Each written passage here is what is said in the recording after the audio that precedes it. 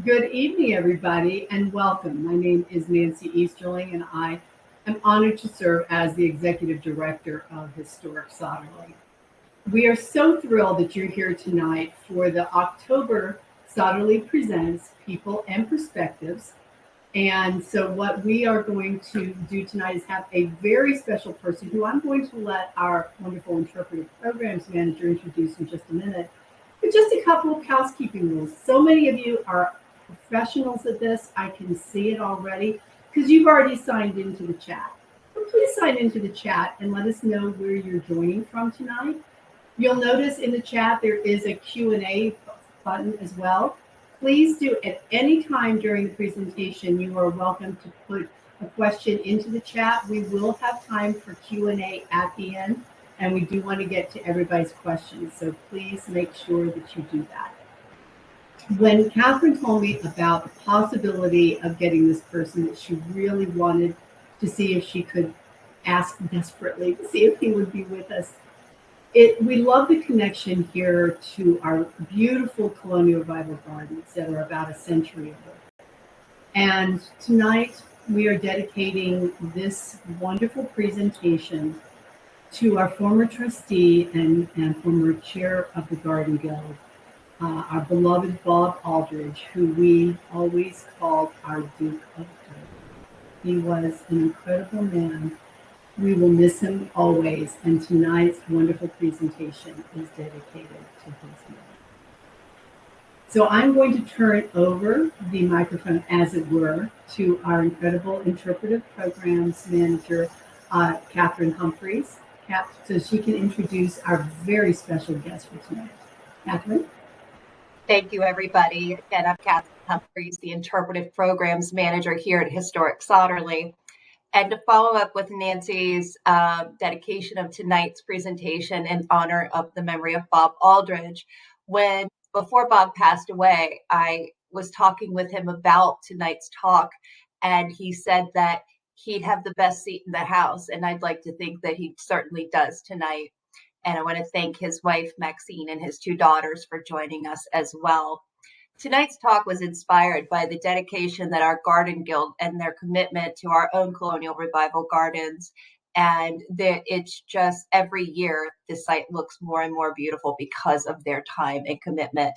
And so I reached out to Jonathan, who is the Director of Gardens and Grounds at Dumbarton Oaks in Washington, D.C., who is known for his expertise on landscape architect Beatrix Farrand, who was a personal friend of Herbert and Louisa Sotterley, who owned Sotterley in the early 20th century.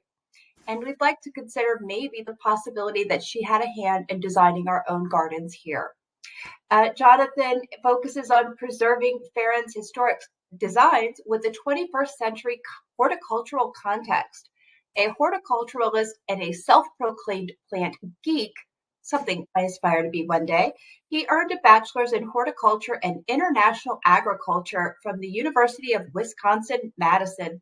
After several years of commercial landscape design, Kavalier managed a design and build firm in Madagascar. We'd like to hear a little more about that, focusing on ornamental gardens and ecological restoration using endemic plants. From 2008 to 2015, Jonathan oversaw several public gardens for the Smithsonian, very cool, including the urban bird habitat gardens, where he facilitated connections between people and plants. Sotterley loves focusing on connections involving people at our site. From 2015 to 2018, he served as the architect of the Capitol, where he led strategic planning and organizational development efforts for the Capitol building, Capitol grounds, and the U.S. Botanic Gardens and the Library of Congress. That's where I got my start as a tour guide, was the Capitol building. He currently serves on the boards for the American Boxwood Society and the Tudor Place Gardens, and is a senior fellow with the Partnership for Public Service. Without further ado, please give a round of applause if you're watching us for our guest speaker tonight, Jonathan Kavalier. Thank you so much. It's such a pleasure to be with you all tonight, even virtually. And thank you, Nancy and Catherine, for the great introduction.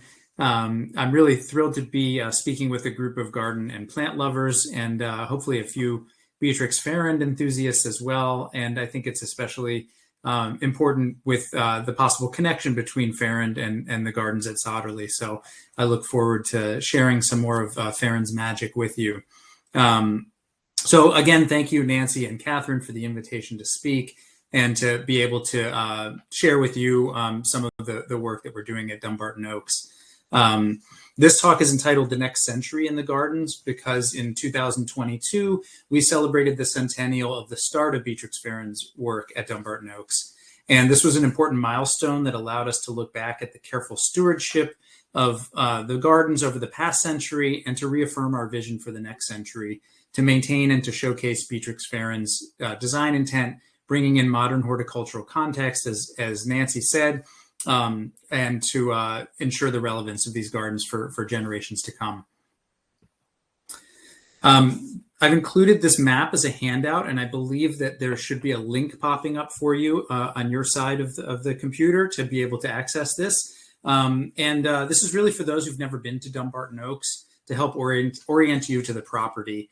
Of course, a full garden tour would take about 2 hours. So instead, I will be focusing on some design highlights and giving an abbreviated overview of the gardens and Beatrix Farrand so that I can also share with you some of the things that we're doing to help ensure their preservation in the future. So this map will help you follow along as we explore some of the areas. You can see this map represents the current campus at Dumbarton Oaks, showing the non-public areas in dark green and the public gardens in light green. It's also important to realize that this is only a fraction of the land that Beatrix Farrand designed and that the Blisses owned. An additional 27 acres to the north was donated to the National Park Service, and then a small bit sold to the Danish government for their embassy in 1941 to 42.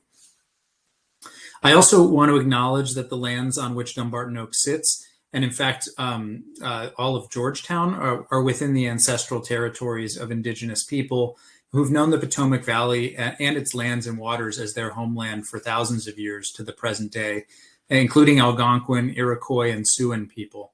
And we know the lands of Dumbarton Oaks to be within the Piscatawayan homeland.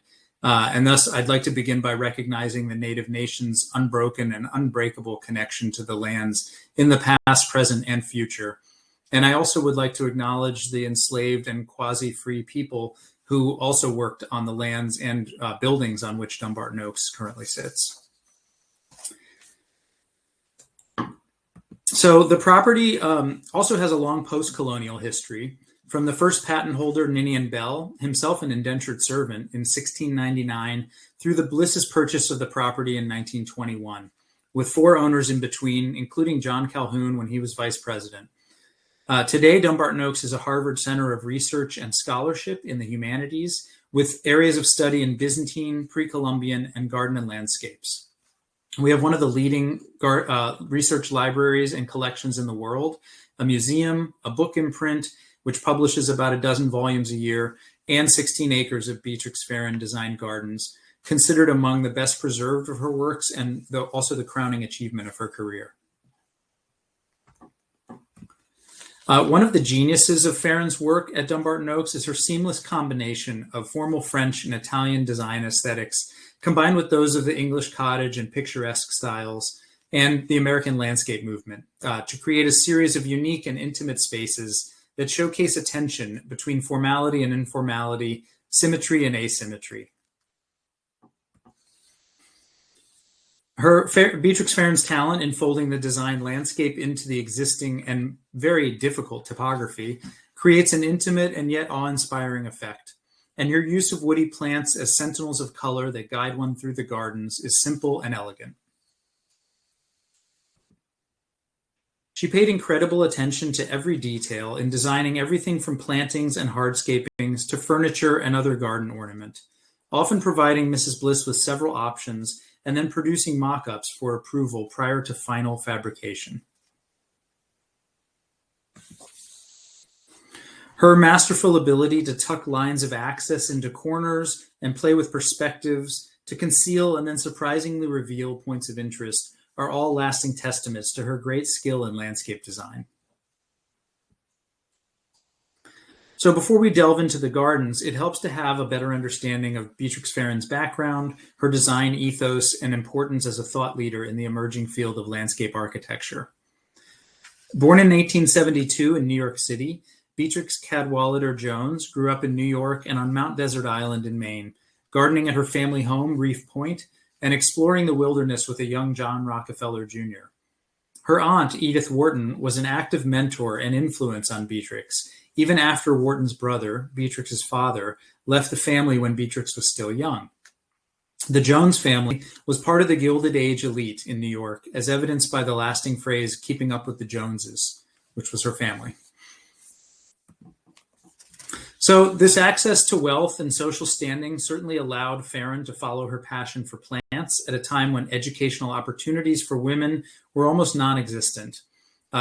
Through family connections, Farrand studied under Charles Sprague Sargent at the Arnold Arboretum.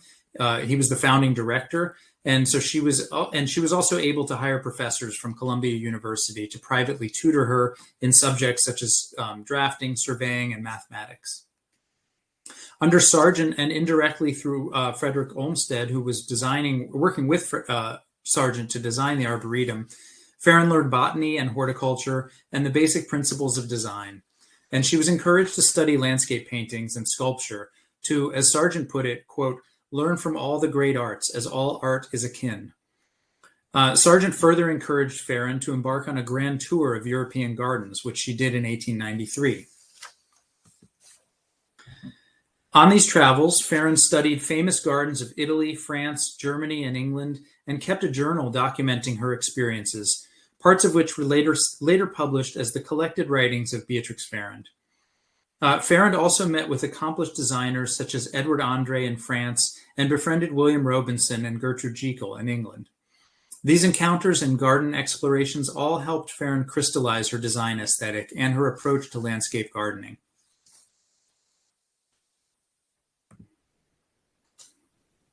Upon her return from her travels, Farrand started a practice in her mother's home in New York City in 1896, using family connections to secure her first commissions.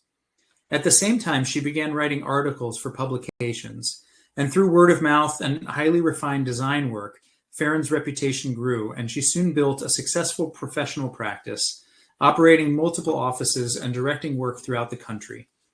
She designed over 200 projects during the course of her career, including many large public works, such as campuses at Princeton, Yale, Oberlin, Vassar, the University of Chicago, the California Institute of Technology, as well as the first flower gardens at the White House and the first rose garden at the New York Botanical Gardens.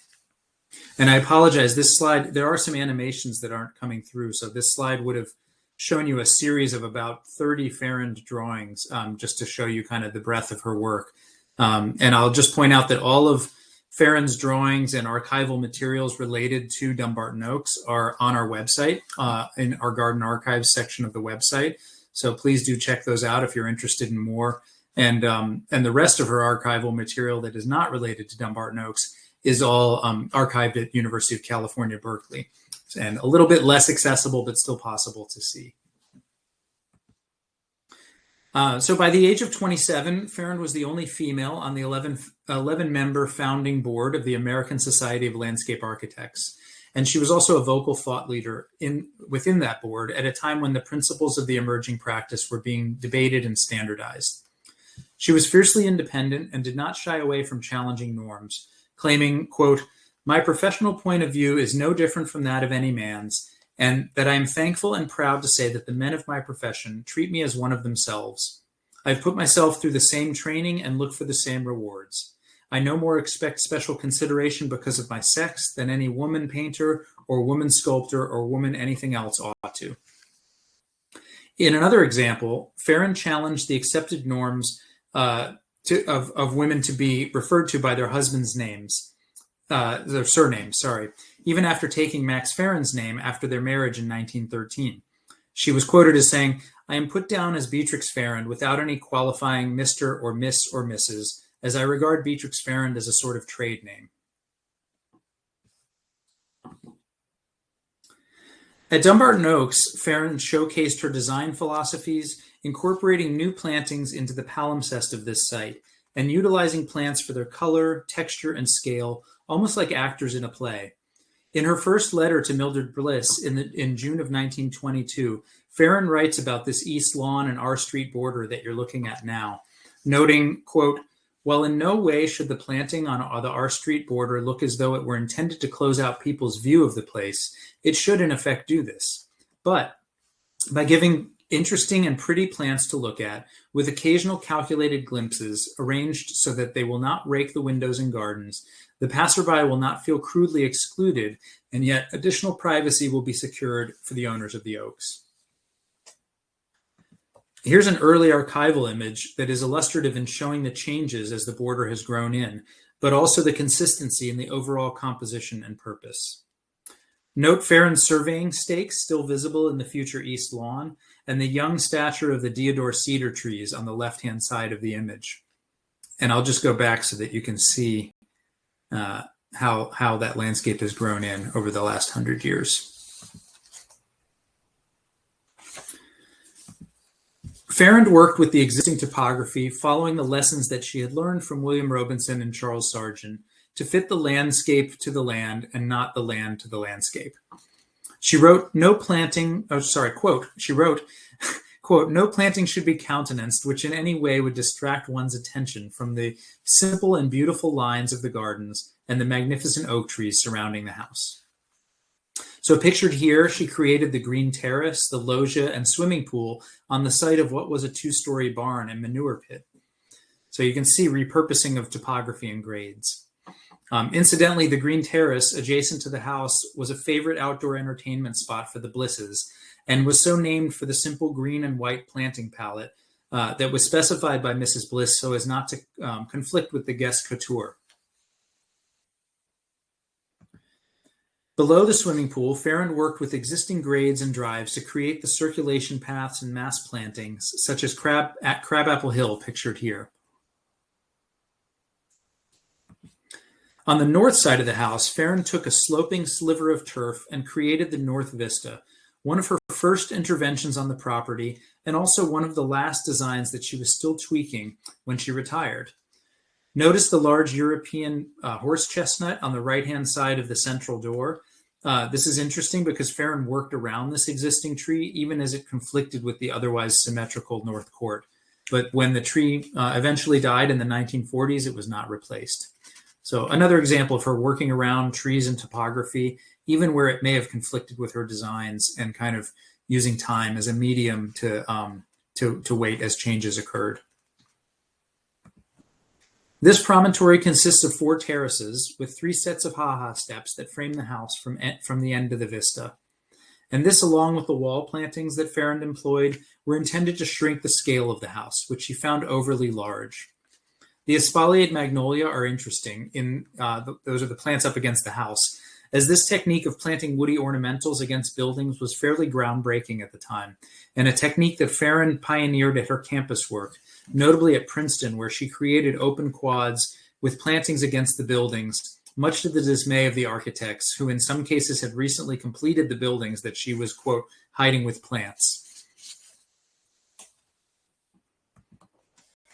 To the east of the house, into the steepest slope, Farron arranged a series of terraces, carefully planned to facilitate ease of movement, intimacy, and horticultural interest, while also being sensitive to the, quote, natural slopes of the ground and the desire to keep as many native trees as possible unhurt and undisturbed. And as I go through this talk, you'll hear all these Beatrix Farron quotes. We're very fortunate that she wrote a book for Dumbarton Oaks documenting her design intent. And also, we have over 30 years of correspondence between Beatrix Farron and primarily Mildred Bliss, as the Blisses were not living on the property for much of the time that they owned it. They were stationed in Europe for Mr. Bliss's diplomatic missions. And so the gardens were largely designed through correspondence. And it's the presence of that correspondence that really helps us to get inside Beatrix Farron's head. So the quotes you hear throughout the talk are mainly from that plant book and from the correspondence. Farron's use of trees as focal points, as markers, and as screening is evident throughout the work in the gardens. Here on Beach Terrace, she worked her wall around an existing European beech, which subsequently died in the 1940s, and was replaced with this magnificent American beech. I like to think that an insightful gardener topped this tree at a young age, knowing that the lateral branches would perfectly fill this space and create one of the more majestic moments in the gardens. This picture was taken in 2021, and we'll come back to this tree in a bit. Don't worry, it's still there. Progressing down the steps from Beech Terrace, past Urn Terrace, and into the Rose Garden, one is reminded of Farron's careful attention to detail, especially regarding ergonomics and kinesiology. I always butcher that word. The study of kind of ergonomics and movement through space. And she was very focused on this in the gardens. She writes in the plant book about the steps needing shallow risers and generous treads, stipulating that they must be in even sets and that there must be landings after 10 steps with a place to sit. And not just any place to sit. Farron designed 45 unique pieces of furniture in the gardens. So here's a reproduction of one of the benches on Urn Terrace, sitting on a quiet landing between the first set of 10 steps and the next run of 20. And I will talk about the furniture in a bit as well. In fact, the entire existence of Urn Terrace above the Rose Garden and Fountain Terrace below the Rose Garden are primarily because they contain the interstitial space that was needed to accomplish comfortable steps. The Rose Garden was Mrs. Bliss's pride and joy, and the first terrace with which Farron began. In fact, from this perspective of this picture, you don't even really see the landing between the first run of 20 and the second run of 10 steps, and Urn Terrace melts into the background perspective. Hidden by the walls, it almost appears as if Beech Terrace is the next space, with the beech tree looming over top of the Rose Garden.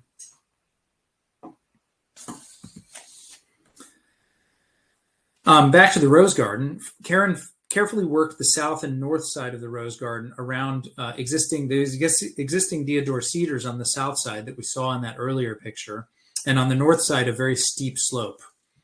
Then she employed a very Jekyll-esque garden in this space with a wash of color inspired by Gertrude Jekyll, from deep pinks and reds in the southern third through peachy pinks and finally pure yellows in the north.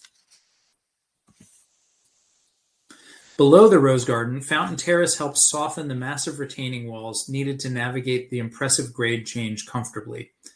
Here, Farron turned the stairs in to save space and to break up the lines of the walls.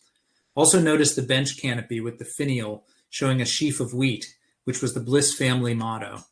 You can see the layers here with the Fountain Terrace, which you're looking at, and the Rose Garden above that, Urn Terrace above that, and then you can see the Beech Terrace at the top of the image.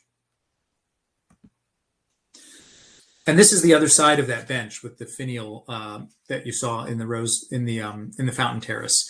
So this finial, it serves dual purpose, as most things in the garden do, also acting as a crown for a Rose Garden bench on the opposite side of the wall from Fountain Terrace. And here the inscription Quod Severus Metis is inscribed into the bench, representing the Bliss's family motto, "As you sow, so shall you reap." This is also repeated throughout the gardens. And it's a motto I'm glad they followed in setting up Dumbarton Oaks as an institution to live on as a home for the humanities. On Arbor Terrace, the last of the terraces, Farron re-employed a small section of a much larger pavilion that she had seen drawings of in France at a place called Chateau Montegris. There was a humongous pavilion designed by Du Cerceau in the 17th century, no longer extant. But Farron had studied his sketches and subsequently created a small portion of it to soften the elevation on the west end of the Arbor Terrace. Again, Farron was self-conscious about the walls and the grade changes in the garden. This is the last of the formal terraces, and as one leaves this terrace in search of Lover's Lane, Melisand's Allée, the orchards, the herbaceous borders, and the kitchen gardens, and Cherry Hill, the formality falls away and the wilder parts of the garden are revealed.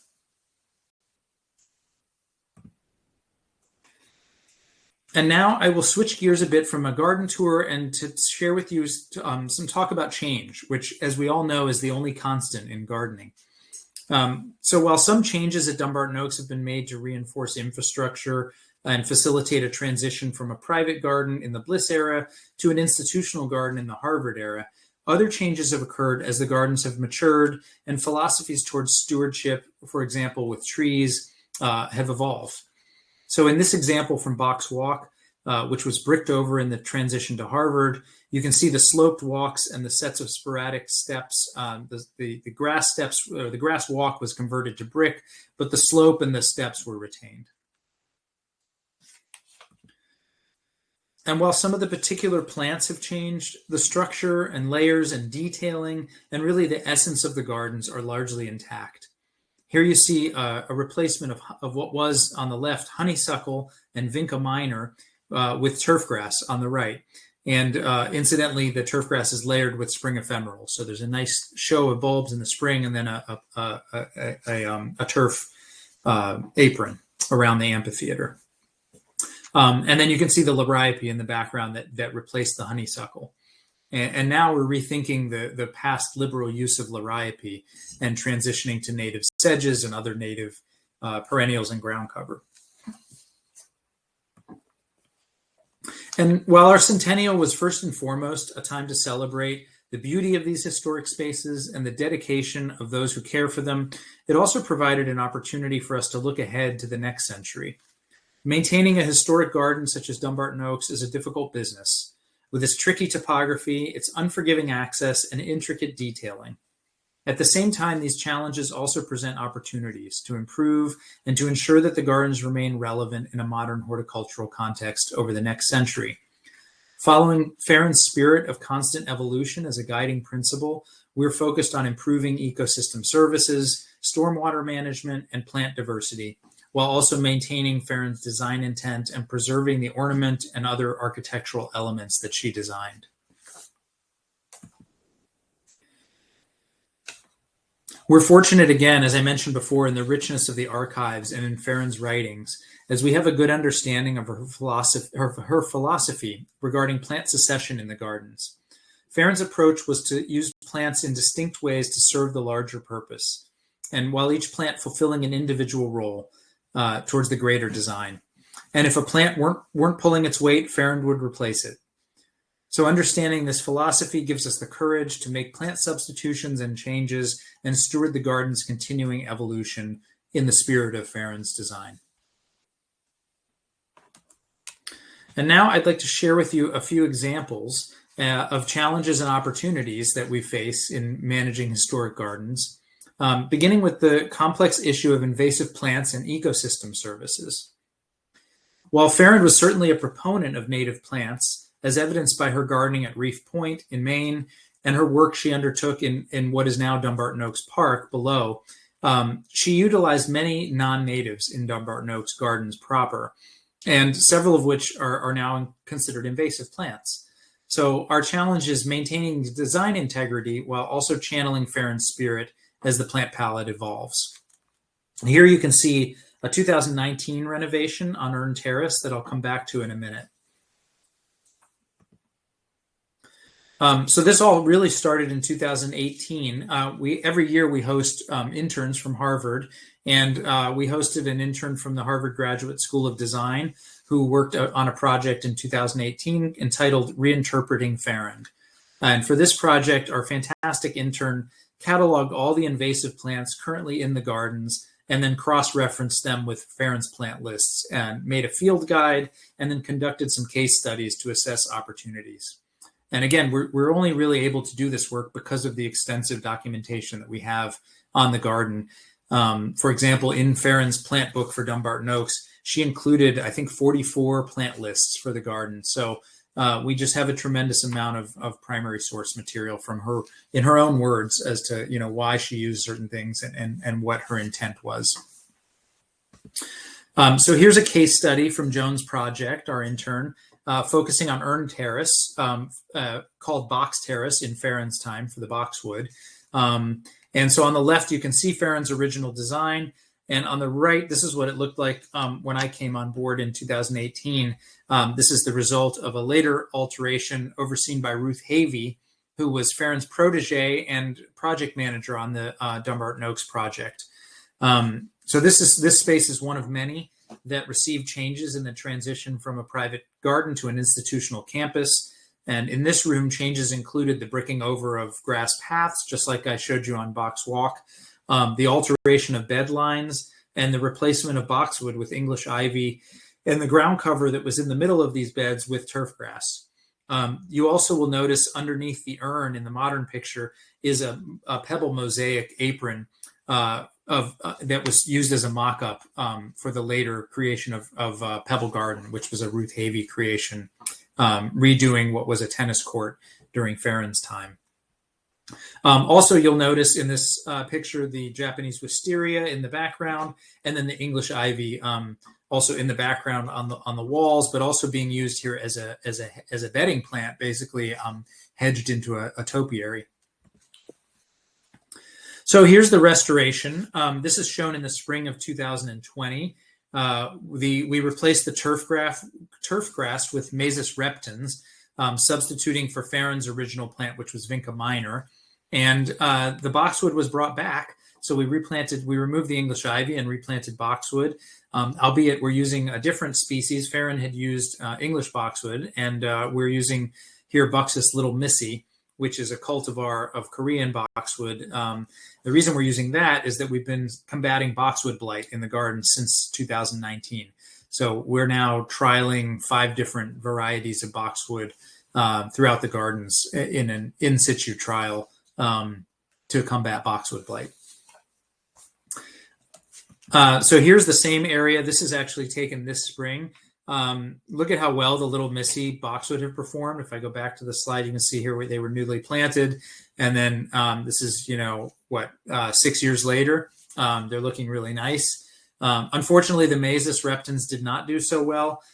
We unfortunately experienced southern blight in those beds over the last couple of years. And that is a fungal disease that is very persistent in the soil and really decimated the Masis. So we had to rethink the ground cover. And so we, one of our head gardeners in this area chose Eragrostis spectabilis, which is what you see newly planted there, also known as purple love grass.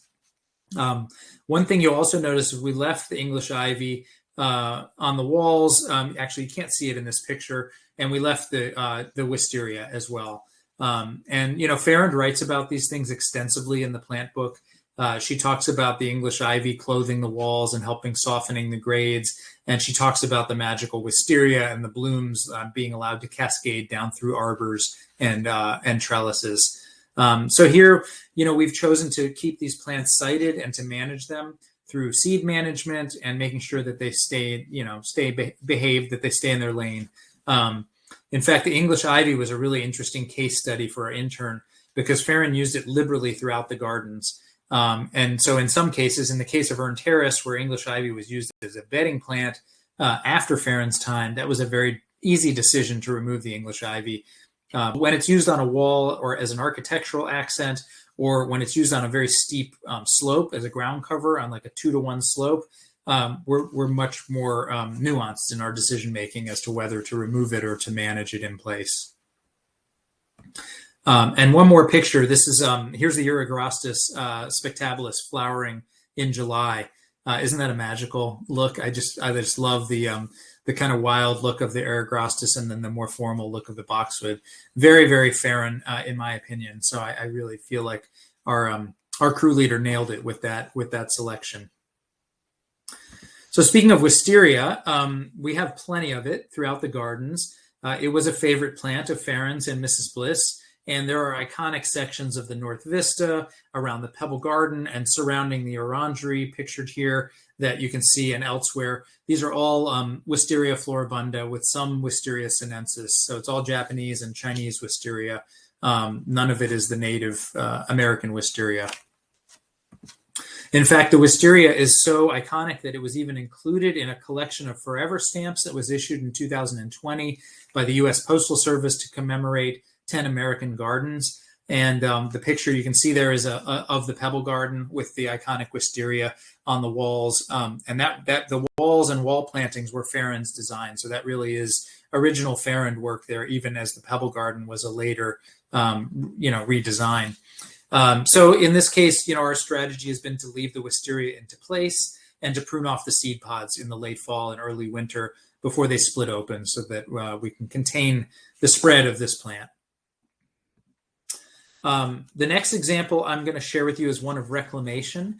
Here you can see a very young Melisandre's allée, complete with Farron's rulers in the distant background, showing the spot for a possible but never realized urn. She did a lot of that, taking pictures with rulers showing scale for potential, as mock-ups for potential ornament. And it's interesting, this picture was even taken before the construction of the charming path that skips through the allée connecting Lover's Lane Pool to the herbaceous borders and the kitchen gardens below. Here's a more modern picture of the same allée, and you can see the path in the middle there. This was taken a few summers ago. And notice the allée, notice the privet, especially on the right-hand side of the image, is obscuring the allée line completely. So, we've really kind of lost the dramatic effect of the allée. The other thing that you need to understand to fully understand the context of this project is that the buffer here, this is basically at our easternmost property line. And just east of those trees on the right-hand side of the image, it's only about 10 to 20 feet deep of planting bed before we meet a chain link fence sitting atop a 15-foot retaining wall down to the parkland below. So there was a real desire here in renovating the space to maintain the privacy and the intimacy that has been present here for the last century. So we really wanted to work on our buffer to remove these invasive plants and to beef up the native plants on our property line as kind of a native buffer to help minimize all the invasive pressure that comes in from the parkland. So in 2020, we started a project to reclaim this buffer in a phased approach that would be sensitive to the intimacy of the allée. So the first phase involved removing enough invasive plants so that we could to give us enough planting space. And you can see the gardeners there on the right-hand image are planting about 300 native shrubs, including Lindera, Ilex, Cephalanthus, Itea, Viburnum, a couple different species of Viburnum, and then some evergreens such as Morella and Magnolia virginiana, variety Australis. So we planted about 300 mixed native plants, and then we're about to do a third round of planting in there. We're using some southern varieties now as part of our climate resilience planning. So we're going to be planting Ilex vomitoria and Alyssium floridanum in this fall to give us some more evergreen screening. So once this buffer in between the allée and the fence line is restored and has grown in a bit to give us the privacy that we want, then we'll come back and remove that front line of privet from the front of the allée. And that this is one of the luxuries of working at a place like Dumbarton Oaks, because my past experience working in more public gardens like the Smithsonian, for example, you can't really take your time with projects like this. You kind of have to pull the Band-Aid off and make an improvement quickly so that visitors, don't have to suffer through years of renovation. So it's really nice at Dumbarton Oaks that we're able to do things at a slower pace. No one can really see this buffer reclamation happening behind the allée. And so we can kind of take our time with it. And then when we're ready to pull that Band-Aid off and expose the allée, will already have had the benefit of years of growth. So it's really nice to have that luxury of time as a medium when maintaining and planting new plants. So there are certainly other challenges involving invasive plants, such as maintaining an acre of pristine forsythia on a steep slope under pressure from porcelainberry vine and bittersweet and bindweed. So reinforcing the buffer plants around the property line really aids in mitigating some of this constant pressure. And here you can see actually the image on the top is interesting because that's taken from inside the park. So we're off Dumbarton Oaks property taking this image, and you can see the forsythia blooming within Dumbarton Oaks Park. You can see the gate there as the separation between what is now Dumbarton Oaks and what is now parkland. And you can imagine that this all used to be Dumbarton Oaks, and the forsythia would have trailed down all the way down that hill into the woodland. So you can really see the change in how the different spaces are being maintained over the years. The forsythia in the park has almost been completely lost to the undergrowth. So, and the other, sometimes, the biggest challenges actually reap the most unexpected rewards. This is a great story from 2021 as we found ourselves trying to recover from a year and a half of very restrictive COVID operations which led to very severe garden labor shortages because we were only able to bring in so many people a day. We were not able to have any volunteers. We were not able to have any interns. So we really lost about 50% of our labor hours in the garden over the course of 2020 and 2021. So that led to, obviously, as you can imagine, an explosion of weeds and a bunch of deferred pruning and other maintenance. So the garden was really wild looking, all of which looked magical to Annie Leibovitz when she visited unexpectedly one afternoon. And she was in town, I think, doing some photography at the White House, and called us up and asked if she could come by Dumbarton Oaks because she said she was doing a project on Beatrix farrand.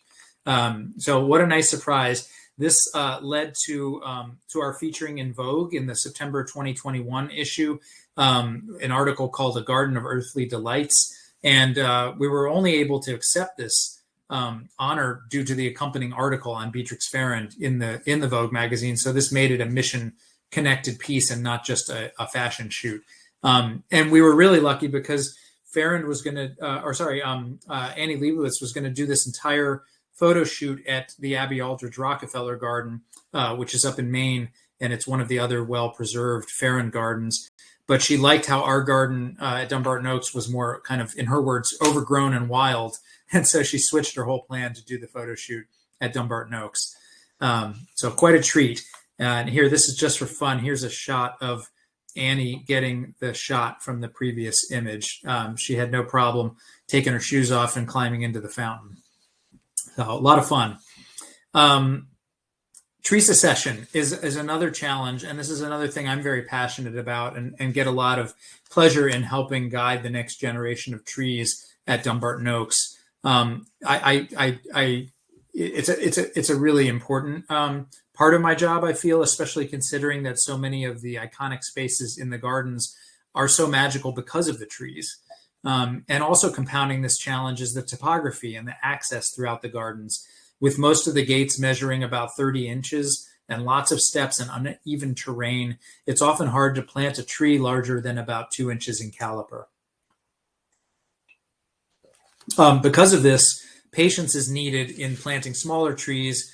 A new tree is sometimes planted before its predecessor has fully declined, if it doesn't significantly impact the design.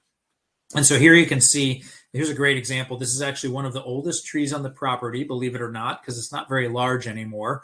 But this is a pre-Bliss era Magnolia denudata, Ulan magnolia. And this was affectionately referred to by Mrs. Bliss and Beatrix farrand as the bride. They thought that the flowering of the bride was one of the highlights of spring at Dumbarton Oaks. And as you can see, the tree is declining very slowly but surely. But it still tells a great story. And there are some suckers at its base now, which you can see in the slide here, that hint at a next generation, a next chapter in this tree's life.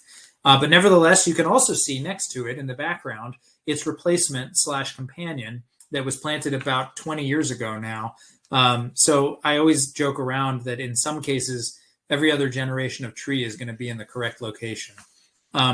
And I used to feel kind of bad about that, but I felt much better about this practice after I came across a letter from Beatrix farrand to John Thatcher. He was the first director under Harvard, and she wrote this letter in 1946. I'm going to read you a quote from it.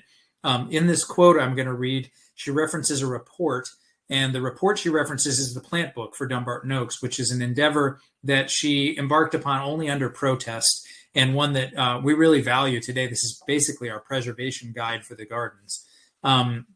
She also, in this quote, will reference Bryce, and Bryce was the first head gardener under Harvard.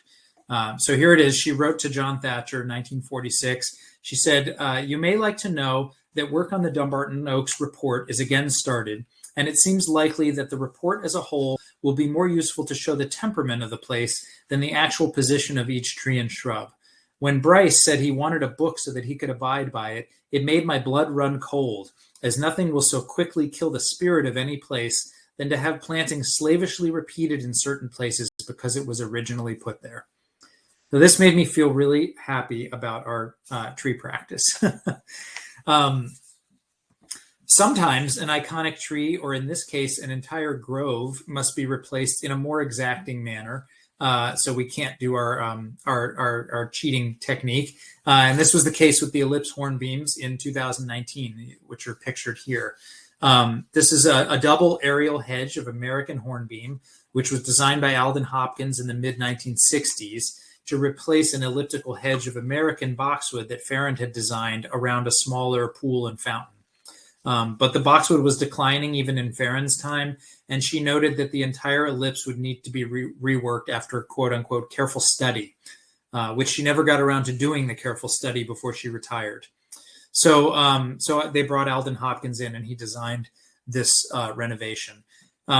But the Alden Hopkins hornbeams had severely declined by 2018.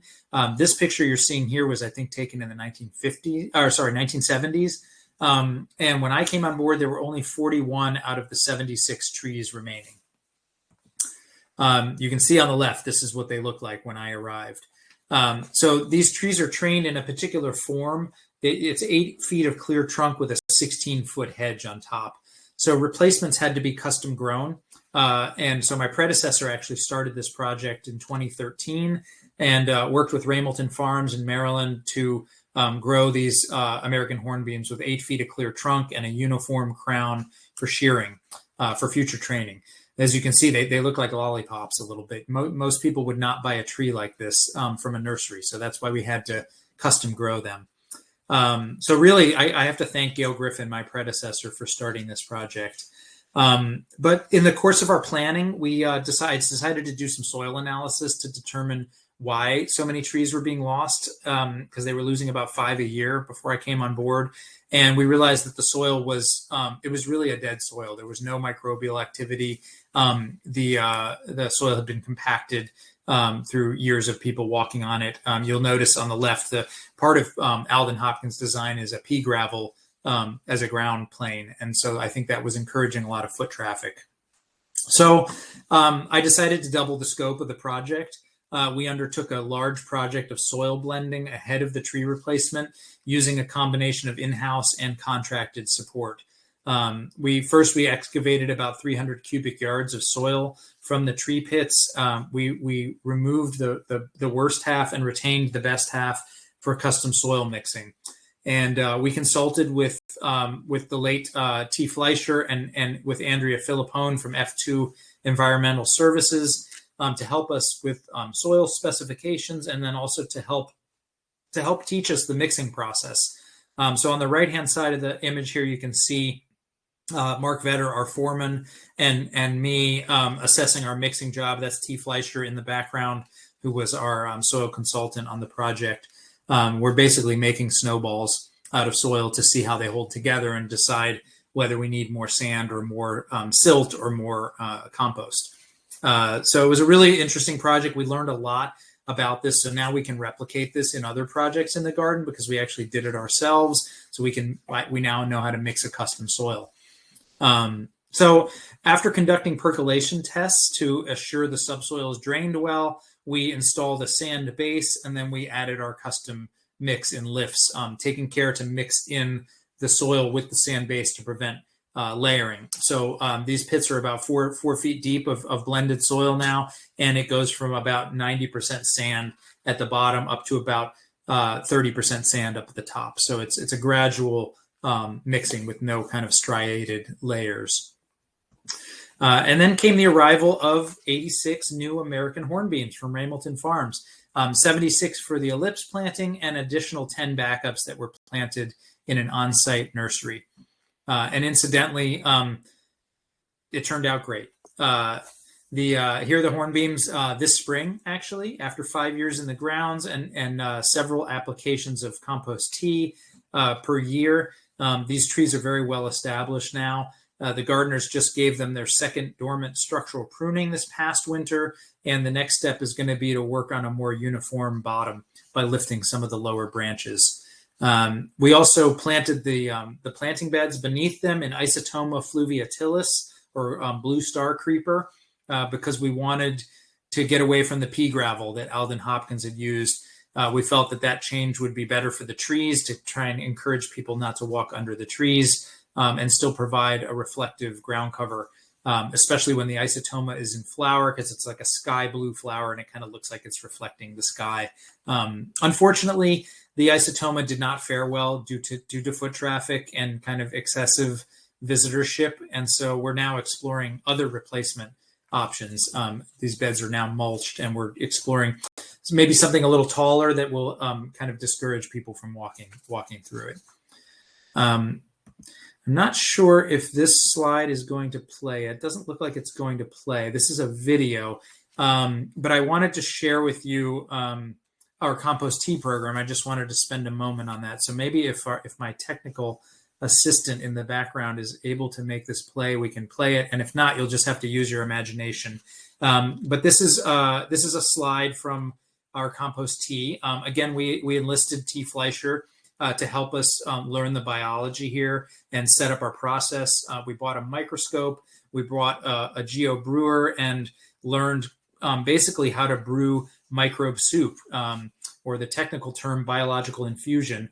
So we can now brew 250 gallons of this at a time in about 2 to 4 days, depending on the conditions. Under the slide, under the microscope, you basically look at one drop of this. So if I was able to make this play, you would see lots of things swimming around on this slide.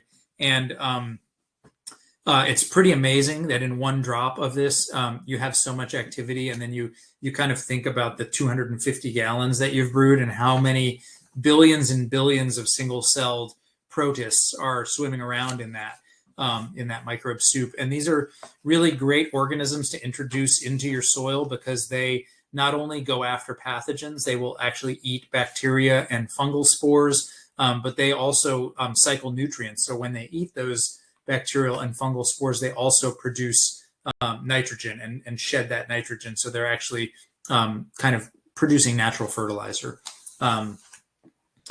I will move on. The one last story, we'll talk about tree preservation.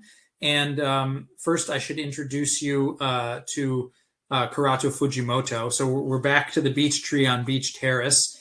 And this is Kurato Fujimoto.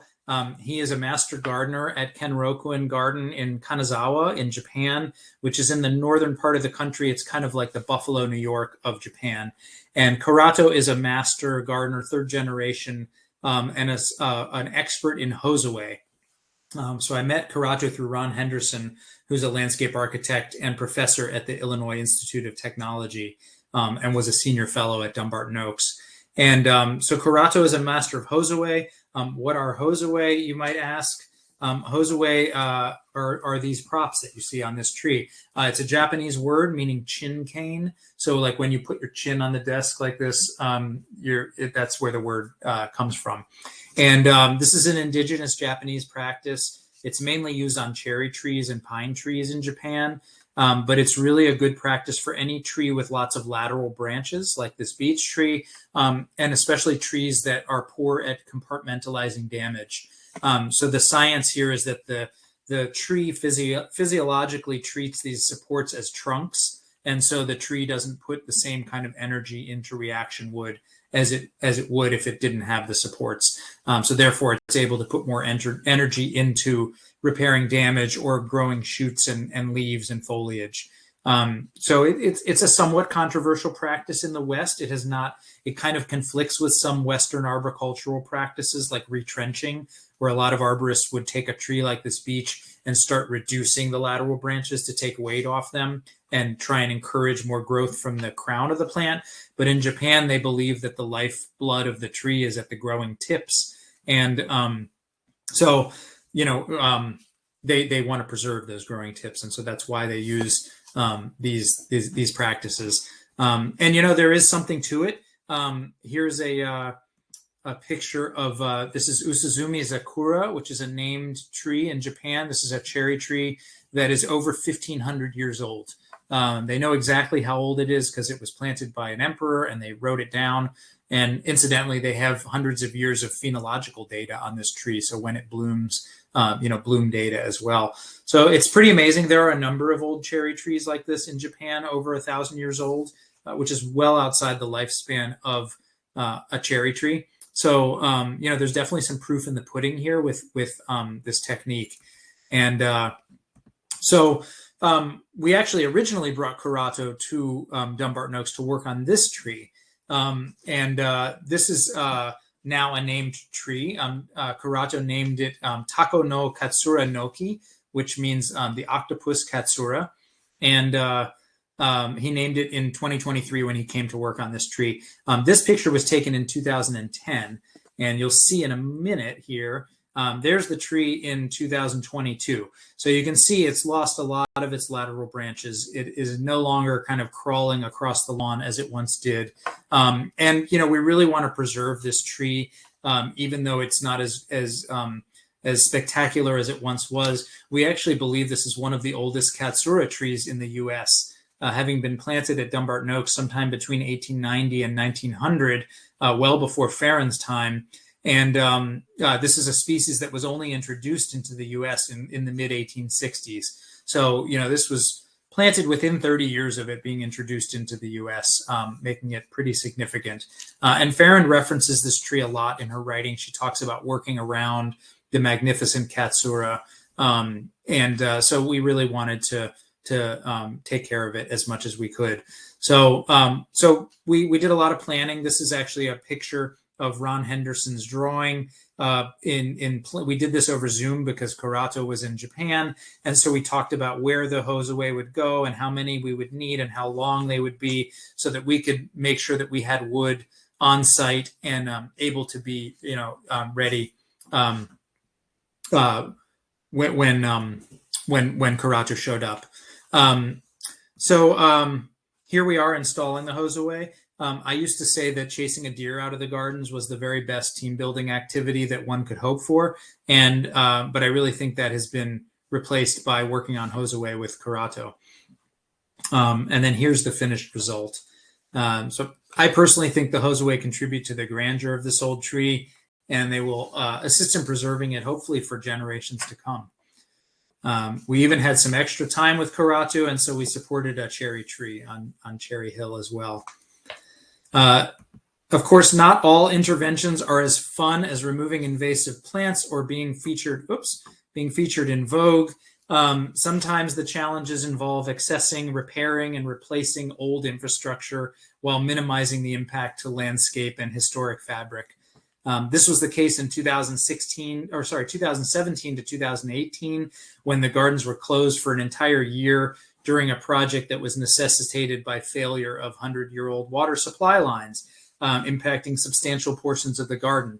So we needed to run about a mile of new irrigation lines through the gardens. Of course, given the sensitivities in the garden regarding heritage trees, topography, and fragile architectural element, great care was taken to mitigate damage. Directional boring, as you can see on the left, and then air spade trenching were both used for new pipe runs to minimize impact to the trees. So look at all those tree roots on the right that would have been cut with a traditional trenching that were able to just be air spade trenched, and then the pipe was able to be slid underneath of them. Entire fountains and pools were dismantled to transform them from freshwater feed to recirculating systems. And the brick path on Melisand's Allée that I showed you earlier was lifted to accommodate the new irrigation line, that being the furthest spot from the trees. Significant repairs and upgrades to compromised stormwater pipes and drainage inlets necessitated wide swaths of forsythia to be removed from Forsythia Dell. Luckily, you can see after planting hundreds of young forsythia propagated from Dell stock and 4 years of relentless weeding, the planting has largely recovered.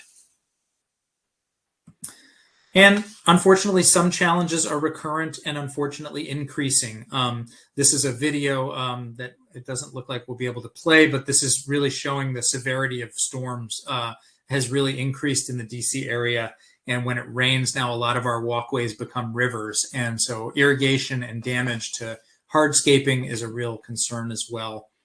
The terms microburst and derecho are used more frequently, and we see the results firsthand, such as this Princeton elm failure on the lower Allée. Even with very proactive tree care, we see regular damage exacerbated as the garden and the trees continue to mature. I'm very grateful that the Bliss's motto, Quod Severus Metis, is followed. And I receive great institutional support for proactive tree care because we show very good leadership and stewardship of the tree collection. So the last thing I'm going to share with you is our focus on attention strategically to the ornament and architectural element throughout the gardens, the vast majority of which was designed by Farrand. In fact, Farrand designed a significant collection of unique furniture, gates, arbors, finials, and other elements that we're systematically preserving and restoring over the next decade. As in her garden design, Farrand was inspired in her design of her ornament by Gertrude Jekyll, Albert Rateau, and Androuet du Cerceau. So here's the image of du Cerceau's pavilion that I was talking about earlier, and you can see the smaller section of it recreated as Arbor Terrace from his much bigger pavilion. And here's an interesting picture. This is from Gertrude Jekyll's book in 1918 called Garden Ornament. This is a picture of a garden house at Merthley Castle in Perthshire, England. And Jekyll produced the book Garden Ornament as a pattern book for designers. And Farrand was very inspired by it. She embellished on ideas shared in Jekyll's book in several places in the garden. So here you can see Farrand's influence or Jekyll's influence in Farrand's tool shed design for the cutting garden, with Jekyll's picture on the left and then Farrand's tool shed on the right. You can actually see in this image a stunning view of the lower gardens from Arbor Terrace, overlooking the kitchen gardens and the blooming cherries in the distance. And notice the pair of tool sheds servicing the vegetable garden. The cutting garden shed that I showed you earlier is out of frame on the left. But notice how even while the sheds are laid out in a symmetrical and formal arrangement within the vegetable garden, Farrand has given them different roof lines. This is really one of my favorite Farrand flourishes in the gardens. And here's one more. This is a finial at Gayhurst in Buckinghamshire on the left from Gertrude Jekyll's book, along with Farrand's creation at Dumbarton Oaks on the right. For restoration purposes, we separated the furniture from the fixed ornament, as the approaches for these two categories of elements are different. For the furniture, we embarked on a project 5 years ago with a local furniture designer to create 3D computer models that can be used for reproduction. Using a furniture maker with an FSC certified teak plantation and workshop in Costa Rica. So the trees are grown in Costa Rica sustainably, they're harvested, they're kiln dried, and then they are the furniture is built there right on the same property, single chain of custody. So that was really great. And the modeling project eliminated the need for us to send these one-of-a-kind pieces of furniture off-site. You can imagine the conversations that I had with Harvard when I first started doing this to ensure a falling apart one-of-a-kind Farrand original. So using the models is much better for everyone involved. And at this point, all of the Farrand furniture has been reproduced or restored in the gardens. And here's actually an example of one of the very few pieces that is still truly original in the gardens. This is the famed kidney bench.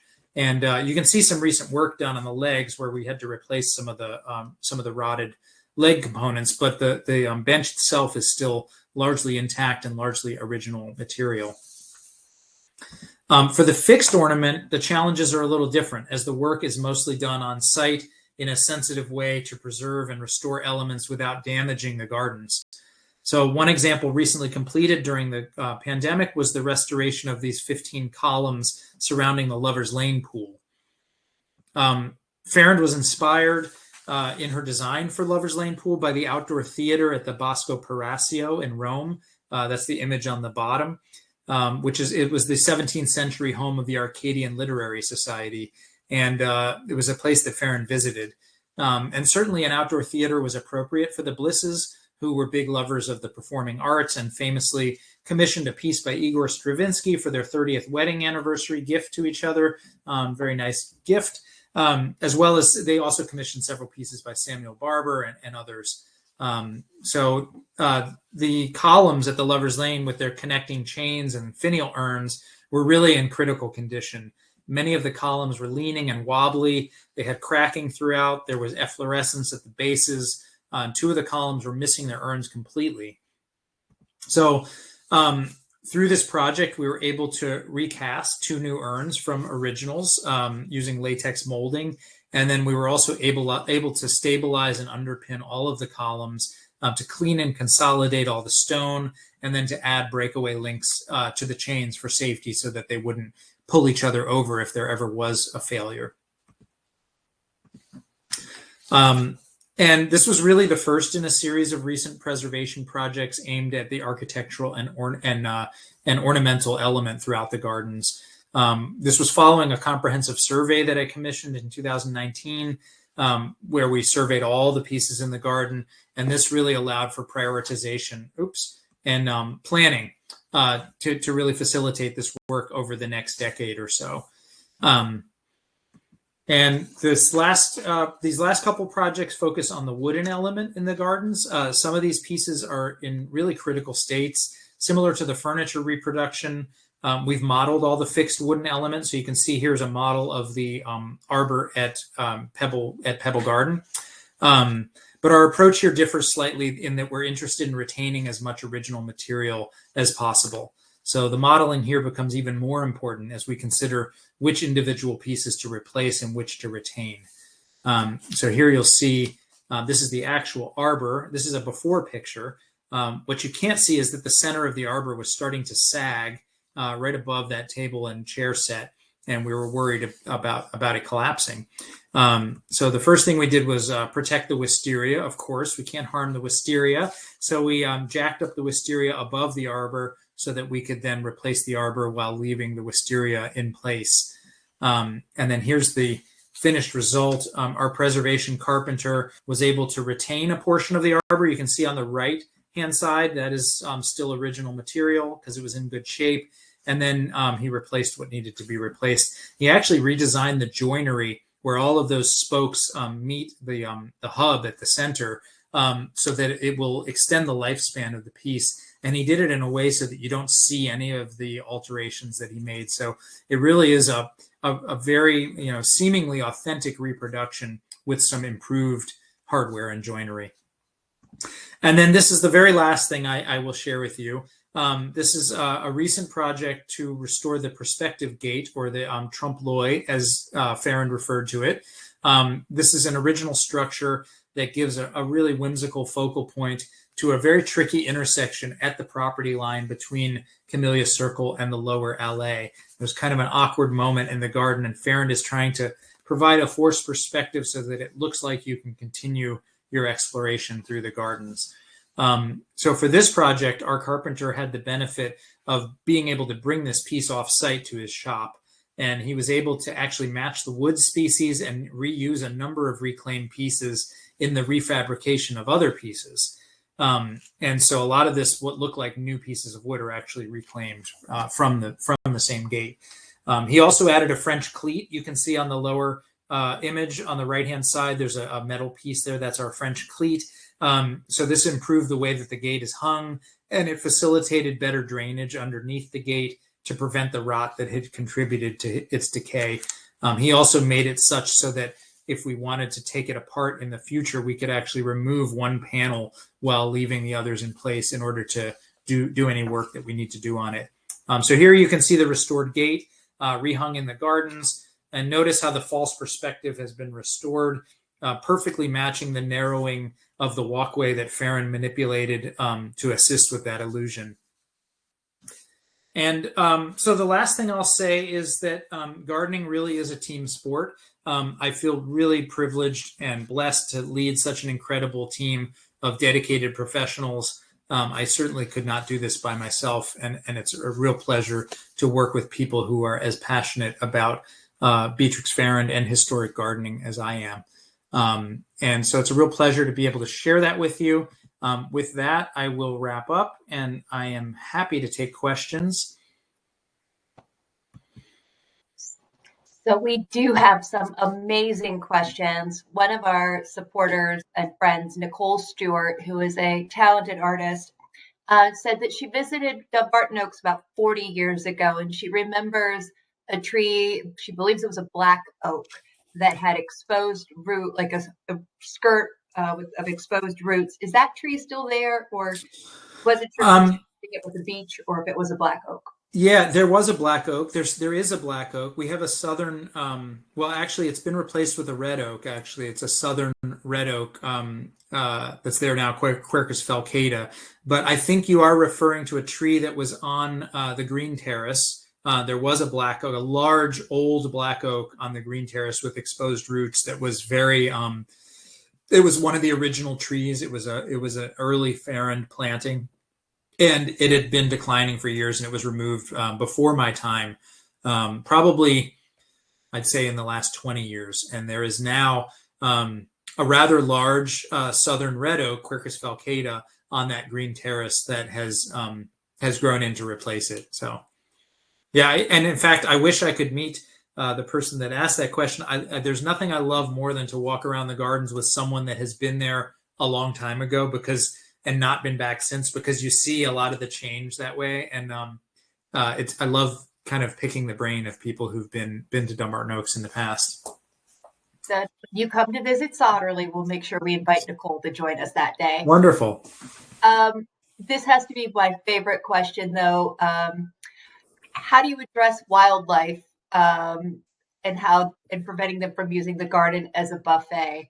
Our garden guild relates to that immensely. Yes. Well, actually, it's interesting. We actually want to we encourage wildlife in the gardens as much as possible, but we don't have deer pressure, generally speaking, in the garden. So we're surrounded by a fence. It's not a tall fence. It's a 6-foot fence, but in many cases it sits atop a large retaining wall. So the garden is fairly deer proof. We do occasionally have deer coming into the garden. Maybe once or twice a year, we'll have a deer jump over the fence. And it's most worrying when it's a young buck with antlers and they will rub on trees. And one year we had a young buck come into the garden and kill 3 cherry trees in one day. So that can be quite damaging, but that generally doesn't happen very often. I would say our biggest pest in the garden in terms of like a wildlife pest is rabbits. We do have, in fact, you may have noticed in a couple of the slides, there are some rabbits. We have a lot of rabbits in the garden, and they do a tremendous amount of damage. And unfortunately for us, there's nothing legally that we're allowed to do about it. You are in DC, at least, not allowed to kill them. You're not allowed to even trap and release them. You are only allowed to prevent them from coming onto your property, which is kind of funny because they're happily breeding in the gardens at Dumbarton Oaks. So we do try to deter them from certain areas. We put up some motion sensitive sprinklers in the vegetable garden. We actually planted the vegetable garden beds, surrounded them with marigolds, which actually really worked well. The rabbits do not like the marigolds, and they won't really jump over them. It's not 100%, but it worked a good for us. So I think, the rabbits are one of our bigger pests, but we really do, other than the rabbits, we really try and encourage as much wildlife in the gardens as possible. We have fox living in the garden. We have raccoon. We have a lot of black rat snakes, which help control rodent populations. We've got lots of bird life in the gardens. We're doing a bird survey right now, and we are already just in 1 year up in like the biodiversity hotspot territory on the Shannon Diversity Index. So we've had a coyote in the gardens before. We've had wild turkey. So there's actually a lot of wildlife using the gardens, and we really actually think about the gardens as habitat. So like, for example, when I came on board, those fountains I was showing you, they all had chlorinators installed in them to help keep the water clear. And that was one of the first things I did, was remove the chlorinators, because I wanted the wildlife to be able to use the fountains. I didn't want them, bathing and drinking chlorinated water. So we handle our algae issues with ultraviolet light filters and other methods that are more holistic. So great question. And I understand your pain. I'm assuming that question comes from deer pressure, which can be really damaging. And groundhogs. Oh, groundhogs too. Lots of groundhogs. Yes, we have all of the above that you mentioned. So this is a really interesting question, and I can see both sides of this. You mentioned plantings up against buildings, and that must be a controversial thing due to conservation efforts and preservation efforts with the structures. Have you ever had issues with the preservationists, with the architecture at Dumbarton Oaks from the issues with things like ivy and whatnot? Yeah, fantastic question. There is certainly a tension, not the least of which is in our orangery, which is a structure that was built in 1810 and has growing in it a ficus vine that was planted in the 1860s and is growing in the inside of that room. So, we have to water that vine, which the architectural preservationists don't really like because they're trying to preserve the building. So there is always a push and pull between garden preservation and architectural preservation, especially in the case of Dumbarton Oaks and in a lot of Farron's work where she literally surrounded buildings with gardens and did that on purpose. And so, luckily we don't have any plants growing up against buildings that are causing foundational issues because she didn't use plants with very invasive root systems. So, if she was espaliering, for example, willows against the house, I would be very worried about that. The magnolias don't seem to be a huge problem. That's mostly what she used was southern magnolia, and it doesn't seem to cause a lot of trouble. It is an issue when they do need to do maintenance to the house. They need to get up to the exterior of the house, and the houses are surrounded by boxwood beds and trees and plantings. And so we often have to tie plants back to allow access. For example, when they come to clean the gutters or clean the windows or do brick repointing or window glazing or any of that stuff, we end up having to do quite a bit of tying things back to allow access up to the building. And sometimes we get into issues. I've had a lot of back and forth with our facilities director where, there will be complaints that they need to spend more money cleaning gutters because there are trees so close to the buildings that we have a lot of cedar trees planted very close to the buildings, and they drop needles and they clog up the gutters. And so they complain that they have to have the gutters cleaned very often. But in many cases, in some cases, those trees were there actually before the buildings, and the buildings were worked around the landscape. And so I always point that out to the facilities people that, hey, the tree was here first, actually. And so we do what we can. Sometimes you can't prune a tree completely off a building because you'll then make large pruning cuts that will jeopardize the health of that tree. And so it's a conversation. There's a lot of compromise. There's a lot of coordination and collaboration. There are times when we will remove a planting to facilitate a project and then replant something after the project, but we really, really try to avoid that, especially in the historic gardens and especially when it comes to our tree collection. In fact, we're building a new building on part of the campus for an educational building, and I was involved with the design because I was primarily trying to protect the trees that are surrounding a lot of mature trees around this building site. And we ended up moving the building 3 feet. We were in 100% construction phase, and we moved the building 3 feet to the west to better protect the trees. So I'm very lucky that there is buy-in to that mission to protect the trees, but it is a push and pull, and you do have to be willing to compromise sometimes, especially if a structure is being compromised. Then sometimes you don't have a choice but to remove a tree or alter a planting. Great question. So this is another one. It's asked, do you deal with rose rosette? And I'm assuming it's referring to rose rosette disease. Absolutely. Roses are difficult plants to grow. We have a rose garden with over 900 roses in it. So we have observed rose rosette. If we see it, we remove the rose plant completely right away, no question. We have a map that we've made to track rose rosette in the rose garden. So we have a map of a planting plan of the rose garden, and anytime we discover rose rosette, we put a new dot on the map with a date on it. So we're kind of tracking as it's spreading through the garden, but it's not really spreading. We have seen it crop up from time to time, but we remove the plants quickly, and I don't think that it's not endemic to the garden. And that is the right solution. If you observe rose rosette, you really need to remove the rose. There's really, it's not worth trying to save it because that it's a virus. It can be spread through insects. If you have thrips or aphid or rose midge, which, you're going to have from time to time on roses. Those are all vectors for that disease. So it's worth removing. Great question. So somebody asked, you mentioned that Beatrix Farrand worked with Olmsted. Do you have any other indications as to they're working together at other historic sites? I know she studied under him, and she was a key figure in the design of like Acadia National Park, which part of that was owned at one point by Herbert and Louisa Sotterley. So there's another connection. Oh, yeah. Do you know anything about their working dynamics? Did they work at other sites other than Dumbarton Oaks? I do. What I know is that they did not work together.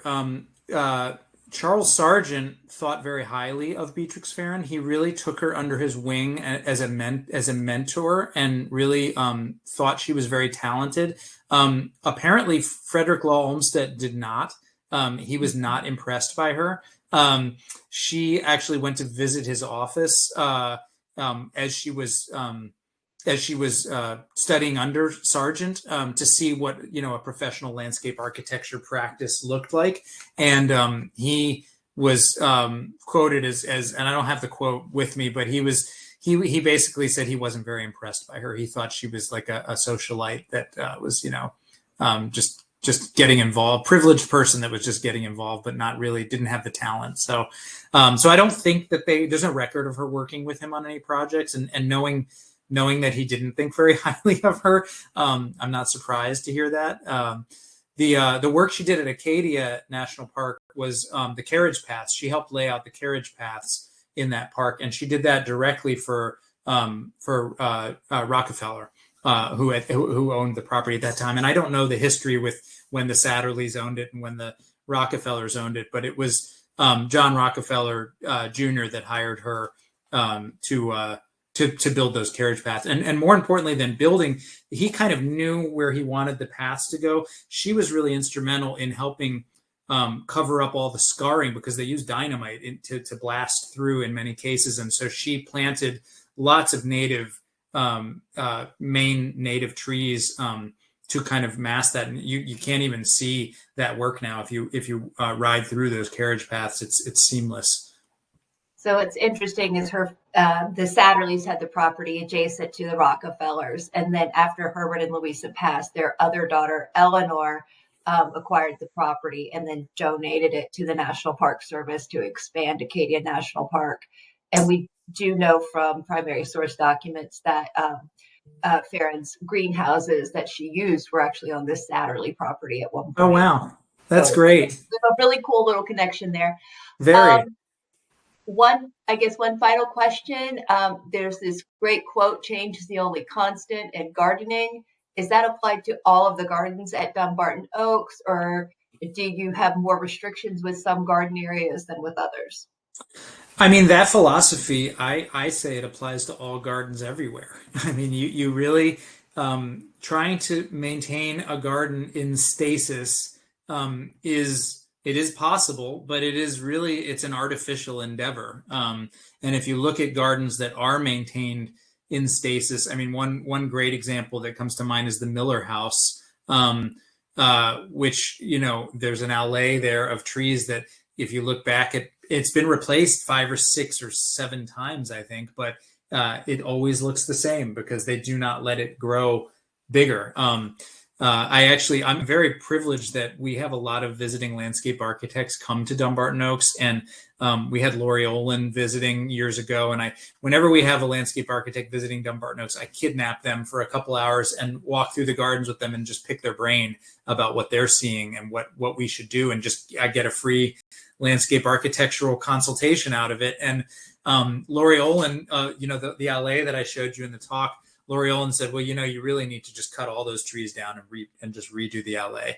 And I said, you're not wrong from a design standpoint. And who am I to argue with Lori Olin? But that would never fly in DC. We can't cut. Some of those trees are heritage trees now. So you have to work within the constraints that you find yourself. But you have to always be, I think, of the mindset that gardens are always evolving. So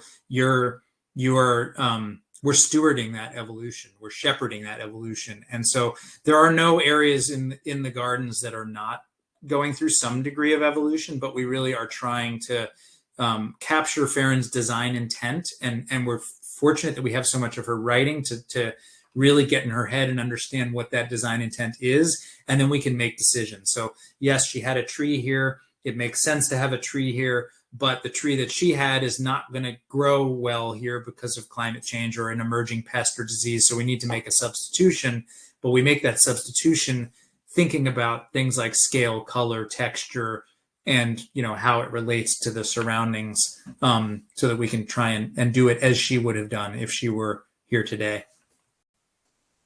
Fantastic. Thank you so much for an informative presentation.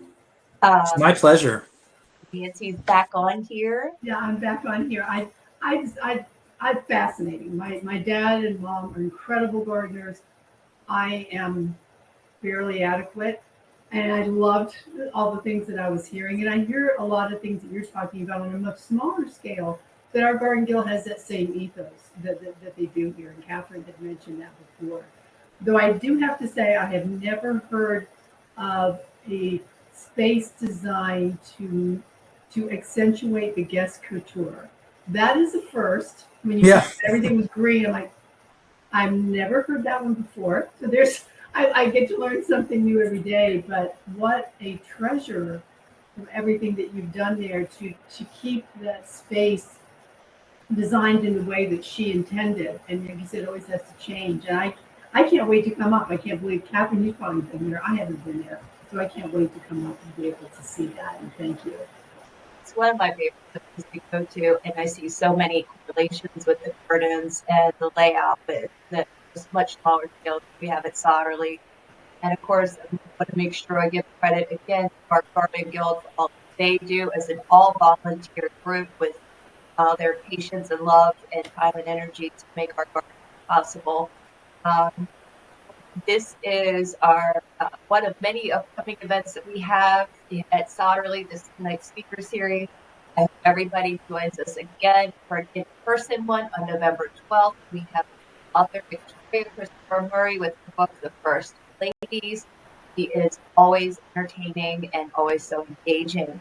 We also want to point out that it's not too late to get those Legends and Lore tickets this weekend and next weekend. Join us for a Halloween-themed event at Historic Sotterley. And of course, November 1st, we are the culminating event for Maryland Humanities, One Maryland, One Book. This year, the book Kid in Hope is about two descendants and their journey of discovery, poetry, and inspiration as they discover their family connections to the plantation on the Eastern Shore. We have a full day of activities and presentations planned. November 1st is also Emancipation Day in Maryland, and so we will be acknowledging the power of descendant voices in preserving, interpreting, and sharing the history of Sotterley. So we really hope we're going to see all of you for some of these coming up. But just like you now are all inspired to go to Dumbarton Oaks, you need to see the incredible work that Jonathan and his team are doing. I'm certainly inspired on a smaller scale, though just as huge a Herculean effort by our Garden Guild to even raise the funds for our gardens. Come and visit all these gardens this fall. It's a beautiful time of year to be here. And Jonathan, thank you so much. And this will be available for any of you who's like, oh, what did he say? I need to see that again. This will be saved on our YouTube page. Everybody who signed up, because there are some people that told me they were signing up but they couldn't make it tonight. They know they get to see the recording. So you'll be able to watch this recording again and say, oh, what did he say about that? You don't have to worry. You're going to be able to watch it again. So Jonathan, you are immortalized forever. So thank you again so much. Thank you to everybody for joining us tonight for this incredible presentation. We are so honored, and we hope to see you all soon. Have a great night, everybody. Thank you all. Thank you.